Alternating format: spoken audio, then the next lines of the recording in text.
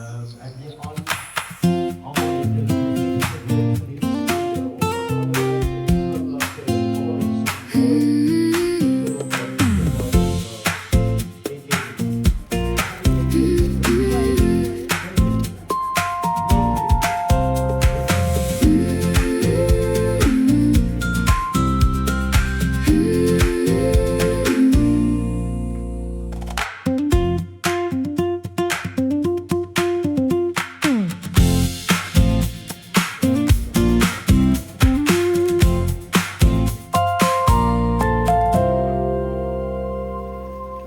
Mense, ons is hierso in die parkie van Namibië in Windhoek.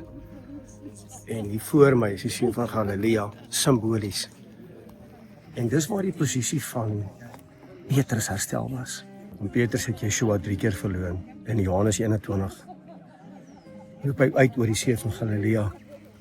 Het julle iets om te eet? En hulle sê nee. Interessant genoeg.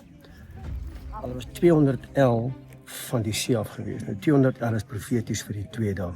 Nou baie belangrik. Toe Petrus sien wie dit is, toe trek hy sy bootkleed aan en hy's in die water en hy kom op die wal. En toe hy by die wal kom, toe is die vuur reeds daar. Daar's reeds vis op die vuur. Daar's reeds brood op die vuur. So hoe kan hy gesê het julle iets om te eet? En hulle sê nee, maar toe hulle aan wal kom, toe is die vis reeds gaar en die brood is reeds gaar. Met ander woorde, die bruidegom voorsien aan die bruid. So wat het Petrus gedoen? Hy is die simbool van die bruid, wat hardloop, wat deurkom na die bruidegom vir voorsiening, vir bevestiging van sy posisie. En Petrus se posisie word by die see van Galilea bevestig. 2-3 dae later doop hy 3000 mense. Die man wat hom verloon het, sy posisie is herstel by die see van Galilea.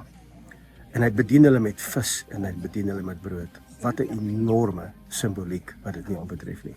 Ons is hierso by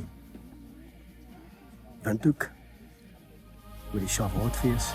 Fenomenaal. My naam is Frik Weideman. Dis lekker om met jou te gesels. Shalom.